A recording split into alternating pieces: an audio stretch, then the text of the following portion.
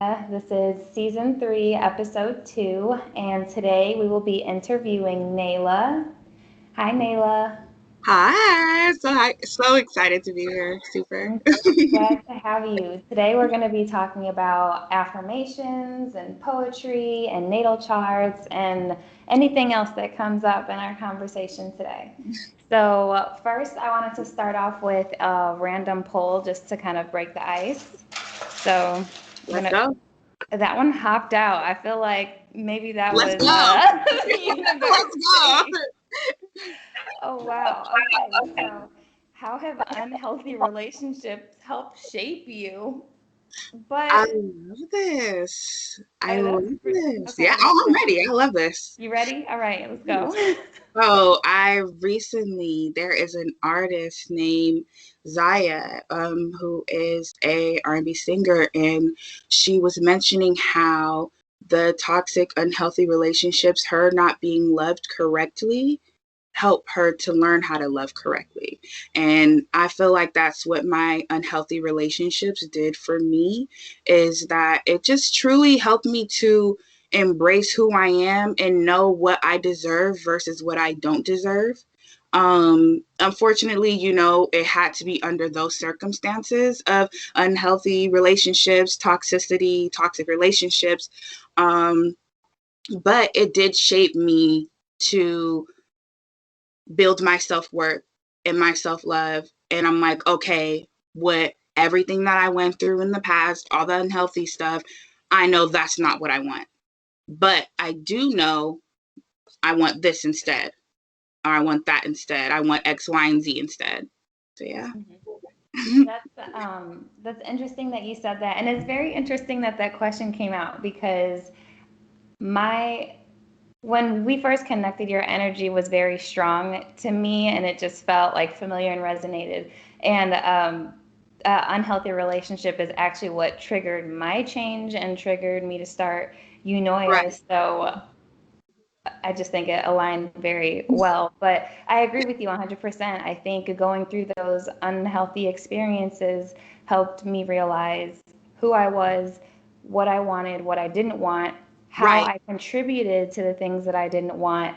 And it made me just realize that I totally needed to shift and realign my brain and my thinking in order to be better and not repeat those cycles because that was very important to me.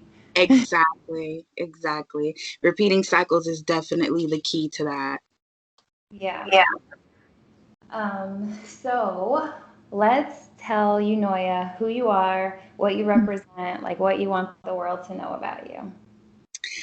All right. Well, Wolfpack family, my name is Janayla. I do go by Nayla. My pronouns are she, her, hers. And I am 25 with my AA and BA in sociology, currently a grad student getting my master, my MA in counseling. And I am an astrologer, a poet. I'm a peer counselor, so like I'm almost there. I am a bookworm. I love anime. I'm a music lover. I was previously known as Real Music Nerd. And that was just always my nickname because I always wanted to be a DJ because I love music so much.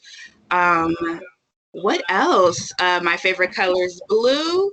I am a Black spiritualist. I dive into divination and I do divination. I also do, and I've coined the phrase affirmation divination, which is affirmation deck, affirmation cards, or just affirmations in general. And I do divination with them because affirmations have messages within themselves as well, especially spiritually. Yeah, I do. I am an astrologer, as I mentioned before. Fan of whole sign. Do not like Placidus. And my passions are all over the place. I am a Gemini sun, Sagittarius moon, and Aquarius rising. So I dabble in a lot of things. I'm a multi-layered, multi-dimensional queen. Nice. Ooh, multi-dimensional queen. I love it.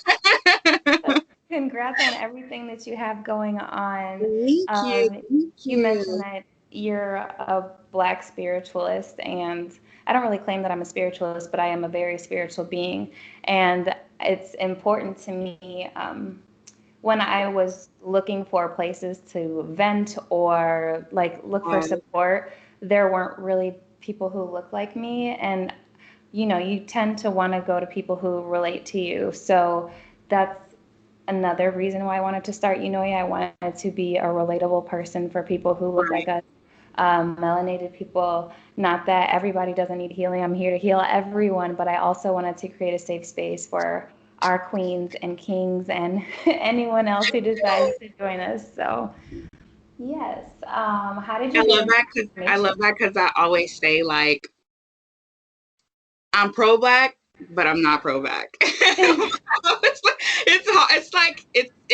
It's a medium there. Yeah. I'm not anti anybody, but I'm here for especially, the people who look like me, the people who don't always have other people to look up to. Yes. Um, so, yeah, why don't we talk about how you got into affirmations? Yeah, so I do own a brand called Affirmation Beauty since 2018, and I'm very proud of my baby. My brand is my baby. I always say that because it is absolutely true. Um, I got into affirmation. Speaking of unhealthy relationships, that's why I love that icebreaker because I that's how my love for affirmations started. Affirmations became my personal ritual and practice, and I was studying it in 2017 when I was going through my spiritual awakening. I my first goal was to practice self-love.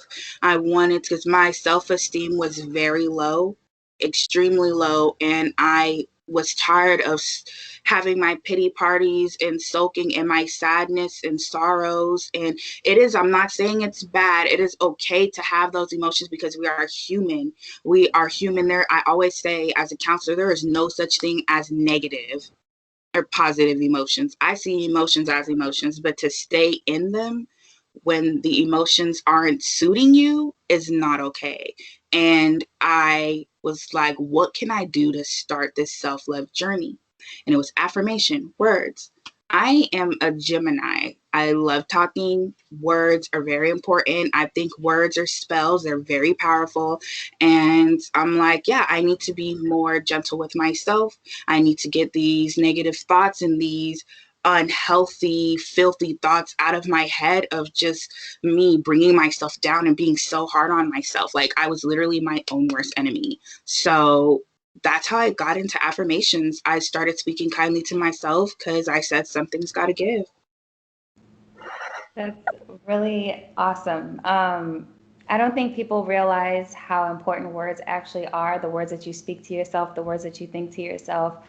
Um, it's our journeys are very, very similar because 2017 was around the time I started mine and went through my breakup or whatever and everything that triggered that. And the first thing I did was I recognized that I also was part of the problem and that I didn't want, like we said, the cycle to repeat. So I needed to figure out what I had to change.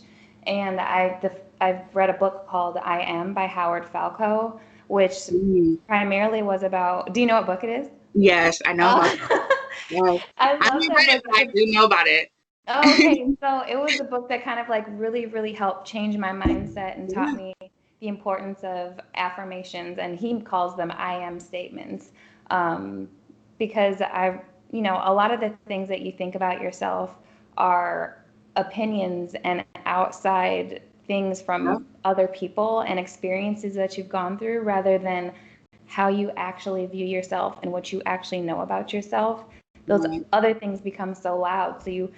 I wrote them out. I mean, I wrote every day. I made it a point to like journal and write in the morning on my ride to work. I journaled sometimes on my ride home, but I made sure to do it in the morning and at night, Yeah. and made it a habit. But do you say yours out loud? Do you like to write them? Do you have a So I actually have some for my ancestors, and we state those daily. I have them on my altar. Also, I don't write them down because I have a lot of them memorized. Okay. So I come up with my affirmations myself. Sometimes I get the influences, but just being the creative that I am, I always like to integrate things into me. So I make it who I am. So I'll see like an affirmation and I'm like, well, if I twist it this way, this would be better. This is more form fitting for me. Then when I create, or I'll just create them on my own, like I said, and I just state them. Like, for instance, shower affirmations. I state affirmations daily because we shower. Like, I personal hygiene is very important. So I make sure that I state my shower affirmations, and it's my mind, my body, my heart, my spirit, and my soul is happy, healthy, cleansed, clear, and whole. And I state that out loud or in my head while I'm washing my body and everything. And yeah, I just sometimes I write them on sticky notes if Mhm. I'm really busy and I'm doing what I like to call the pause method, where I'm just calming down, I'm pausing during intense moments and just reminding myself that I am here, I am present, I am breathing. And I'll like write affirmation sticky notes, affirmations on the sticky notes. I have a whole list of affirmations on my phone in my notes too. So my notes is very organized. So I would even look through that and like pull up a random one. Or I do affirmation divination. I do a reading on myself where I take one of my affirmation decks, whatever I feel called to, and then just shuffle, cleanse them, shuffle, and just pull out an affirmation. Whatever spirit said that is, that's the affirmation. But yeah, I have affirmations on my altar, my affirmation divination, my notes on my phone, and then the ones that I have memorized. So you truly, truly live it. That's lovely. Yes. I did affirmations more in the beginning when I knew I needed to change my mindset. Now I feel like I've gotten pretty mentally strong. Not that affirmations aren't needed. I still write them and I still say them out loud. I just don't do it as much as I did before. And Mhm. sometimes I like to write them on my bathroom mirror with a marker so that Yes. it can't be a washable marker because it'll come off with the steam from the shower. So you got to use a dry erase marker. So it'll stay. Yes. um, but yeah, so have you always been into, well, I guess you said they started after, you went through your experience, but have you always cared about mental health and writing and poetry, or did that kind of start in 2017 and after? I was writing poems in the third grade. I started taking it seriously when I got into high school as a freshman because I was taking a creative writing class, and I love the teacher. Shout out to Miss Angel because she was definitely the stepping stone to showing me like you have a gift. Use it. Your poems, your words, they're beautiful. They're very powerful.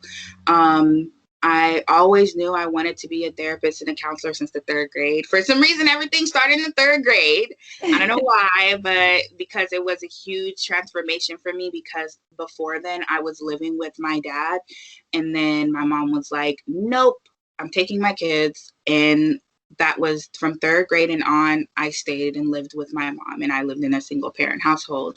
I'm the oldest of four of us in total, so I just was trying to find my outlet. And that was the first time I was like, okay, I'm living with my mom. So I have a little bit more freedom because my dad was really strict and I couldn't really do anything. Also, my dad's side of the family, they're from New York. My dad came and moved into California when he was a teenager, and half of the family was Jehovah's Witness. So we literally couldn't do anything. And I did not like that. So when I was able to experience my freedom, my mom was like, okay, what do you want to do? And I'm like, I want to do this. I want to do that. And I don't know. It was just always set in stone. Even with my spiritual journey, I tell people this, that even though you have your spiritual awakening, and that's why I always say spiritual awakening, it started in 2017, but my spiritual journey started since birth, literally since birth. And I feel like everyone spiritual journey started the moment they were born, because there was times where I was reading books like 1984 by George Orwell, like in like To Kill a Mockingbird, and just like really deep books that not everybody would read. Like even Tuesdays with Morris. Like that's a very religious book that opened up the study of theology. I was reading that in high school. I was reading Shakespeare in middle school. Like, I just was very aware of life itself. Like, I was the one that was typing up things about Illuminati and YouTubing it in high school. So it's just everything really, I want to say I was really destined for this pathway, for my journey. All my gifts were there. It was just me unlocking my gifts as I was growing and maturing. That's really, I like that because I call Eunoia a journey. I think life is a journey. There's not really a destination that Right, we can claim. We can't say, okay, once we reach here, we're just done, unless I guess you choose to do that. But I think that you would do yourself a disservice. But it's a journey because you're forever evolving. You should be forever learning. You should be forever changing, forever doing something, forever progressing and moving forward in some aspect. right. Um, and of course, there will be stagnant moments, but it's definitely a journey. And I don't think I realized I was on a journey till 2017. But as you do think back through life, I've always had people feel comfortable talking to me, either random people at the grocery store, or if I answer the phone at work, they'll like start telling me about their day, venting, and I'm like, all right, cool. Well, how can I help you with The life that? of an empath, I'm telling you. Yeah, and I didn't know it then, but it happened for a reason. And then once I got older, once I became on that my spiritual journey, I realized, oh, I am supposed to help people. I am supposed to, listen to people or talk about these vulnerable things. So here we are today, and I'm glad that you're on the journey doing the same thing, trying to help people and being an advocate for mental health, because I think especially since we did talk about, being here for people of color and melanated people, we don't always accept mental health or talk about it. A lot of the times it's shunned Yep, and just suppressed, and then we just keep repeating cycle after cycle and yep. angry and whatever. So I think this line of work is important. Jeez, and that was my goal. Like, that was my goal. I knew from jump. I said, I'm helping my people. I was like, I'm helping my people because I'm ready to break the stigma. That was my main goal. Just even with me living my whole presence, a middle school child, my goal, my when I was like, my purpose and my goal in life, and bottom line, what I want to do when I grow up is to break all the stigmas. That was literally my goal. I want to break the stigma of how African Americans only finish high school and they don't go through higher education. I was like, I want to break that. I did. I came from I was an alumni for a private Catholic high school, and I was the first African American woman to graduate from that high school. Like, I made sure I was breaking barriers. Like, that was literally my goal, because I felt like me not breaking, me not even just breaking, me falling into those stereotypes Yeah. was the one thing I knew my purpose was not set for. Yeah. I was not set to be another statistic. That was it. And that's honestly how I got into sociology. To be honest, because that deals with statistics, research. Society is the study of socialization, society, and human behavior as a whole and as an individual. Yeah. So yeah, that's what, because I was always very observant individual. And I was just the quiet, really self reserved into myself. But I picked up energy. I read energy. I always tell people, like, you're snitching on yourself. And they'll be like, what do you mean? Like, what does that even mean? And I'm like, your whole aura is really defining who you are, and it's communicating that to me. It's telling me that. So it's like I always knew that I was very gifted. I knew I had a purpose, and that purpose was not to be another statistic and to actually overcome and remove all stigmas. That's very strong, a very strong goal to do, but I think you're doing a great job. Congratulations on all the Yeah. barriers that you've broken. um, that kind of though, doesn't that kind of create a lot of pressure for yourself? It does, but I love the challenge. So that's the thing. That's literally how I am. I love challenges because I feel like if I don't face a challenge, I'm holding limitations. And Yeah. I don't like limitations. I don't like limitations. I don't like people putting limitations on me. I don't even like people putting titles on me because I'm like, how dare you give me one title when I could probably fit several? I don't fit into a box. I don't Don't fit ever. into no box. There is no four square here. I am a whole space. Yeah. So with me being a whole space, I'm gonna embrace that. And I just that's what keeps me going. I feel like that's like it's an adrenaline to me, the pressure, because I know that if I'm able to do this one, then I can do this. If I'm able to Yeah. do that, then I can do the X, Y, and Z that the other person was doing. It's kind of like you're taking steps, building up your courage, building up your strength, building up your resilience because, well, like for me, because I always kind of like to stay off in the cut, but I do like to break boundaries now, especially now that I've found who I am and I'm content Yeah. with who I am and I'm happy with that. But breaking boundaries, like if I was scared to do that before, but I did it, I can do it again. I could do something else. And then it's like each time you do something, it's like, yes, another little check mark of how much you can do. So I think That that's, adrenaline. yeah. How do you stay balanced though, with the pressure of, with some of the pressure if you take it negatively ever, or even just dealing with counseling and being the rock for the people around you and everything that you do? Ooh, that's a good question. Honestly, self-care, wellness and self-care. Um, I I call myself a self-care advocate. There's a lot of people that know like I have several presentations on self-care just because just because I like I said, when I got into my spiritual awakening, I was always the giver. Always the giver. Like I said, I am the oldest out of the four of us, and I know that I had to take care of myself. When I had my spiritual awakening in 2017, I was like, okay, this is your time to reclaim all the times that you didn't put yourself first, that you did not prioritize yourself.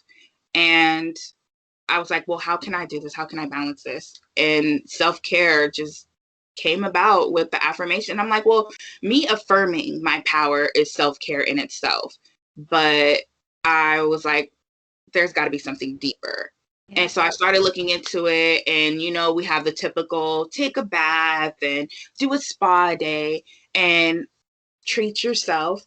And I'm like, okay, I'll do that. That's self-care, indulging in me. And as I was doing that, I'm like, okay, I feel like I'm not really reaching the surface. I need to go harder because there were times where I needed that self-care, but I didn't have the money.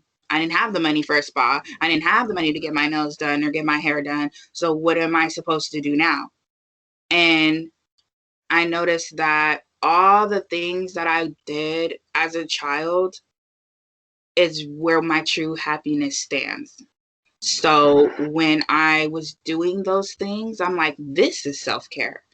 Going back to the joyful little Janela that was reading at the park or having a family fun day Sunday at a bookstore or even writing poetry in the park. Like I started to do everything that was joyful to me. And then that's when I was like, okay, I'm going to define self-care myself.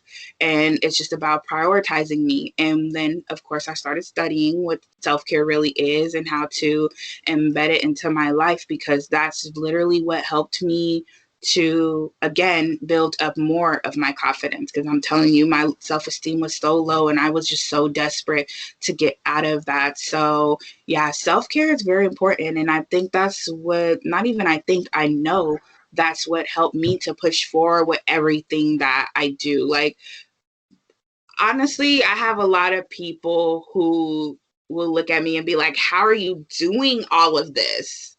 And I tell them, honestly, I don't deal with as much pressure. And even if I do, I'm very self aware. So I will put myself in a hiatus and I will give myself a little bit of me time and solitude. Guess what? That's self care. Not a lot of people were picking that up. People think that, oh my goodness, you need to check on this person or do a wellness check or something's going on.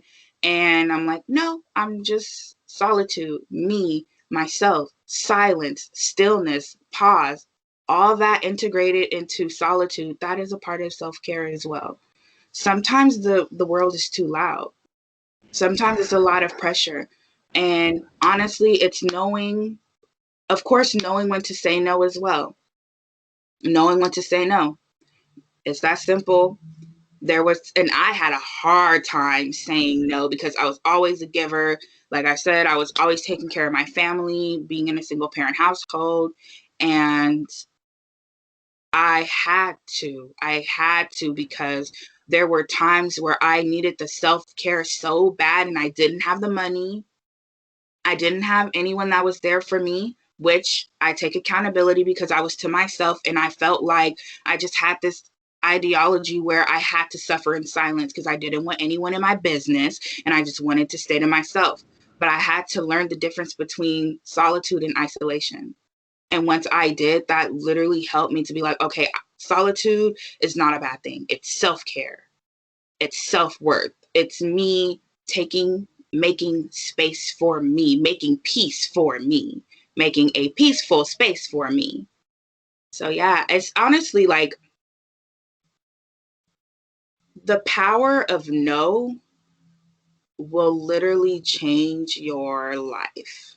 Literally change your life. I'm telling you, like, there was, because as I was building my confidence and finally being able to say no, I was thinking about the times that I didn't. You always think about the times that you didn't say no. And you're like, damn, that one time that I really was feeling low and I needed somebody, but the other person needed me. And I said, yes, I should have said no, or I should have told them, they would have been there for me. Then I wouldn't have reacted that way about another situation, or I wouldn't have exploded like a bomb because I was holding and suppressing all of my emotions. Yeah. The power of no and the power Power. of solitude. Those, I know it sounds like I'm like, me too. But those were two of my really big lessons, though. I have a very large family. I'm a very loving, genuine, naturally giving person. I mean, I'm Mhm. a Libra sun, a Libra Venus. Oh Uh, yeah. Oh okay, my life yeah. is love. I just want to love and see everybody happy. And so naturally, I was always there for people, or I just wasn't putting myself first. Like it was no fault of anyone else. I just wasn't choosing to put myself first, and I didn't realize that I Right. needed to put myself first. And I always felt bad to say no. I always felt like if I didn't want to do something, I have to like make up some crazy excuse to not go or like some reason to justify my no. But once I found my power and started, learning my own strengths, I did realize that saying no is okay. Saying no doesn't mean no, I hate you. No, I'm never going to do this. No just means no, that's not good for me right now. And I Mm. don't have to explain that, but my peace is important to me. And so I'm going to have to say no, and you're going to have to accept it whether you accept it happily or not. Period. Period. Like, and honestly, just to give a shout out, because I don't want to take all the credit, half of that goes to my Black therapist of 3 years because she has helped me, honestly, 4 years. She has helped me tremendously through my journey because I met her literally, I want to say, in the peak of my spiritual awakening. And she was the one that pushed me to research self-care or find time for yourself or journal outside in nature. You love nature. You are a poet and you like writing. How about journaling and putting that together? Like she was the one that was giving me the map and showing me the directions. And then I went on with my journey and I was like, okay, I got the directions. She told me what to do. Now I'm going to do it. And that's good. I think that's an important thing to point out. Like, going to therapy doesn't mean there's something wrong with you. Going to therapy doesn't mean Exactly. I'm not going to tell anybody about it. I mean, you can keep things private, but there's nothing to be ashamed of. Going to therapy is saying and recognizing, I need help in a certain area. I want to grow. I don't know how to do it by myself. So please Right. help me. Or I just need this safe space to vent because I don't want to vent to the people close to me. I don't want to be a burden to the people close to me or whatever. It's supposed to be a positive thing, not something, to avoid or wait till the last minute because the last minute can be too late. To the last minute can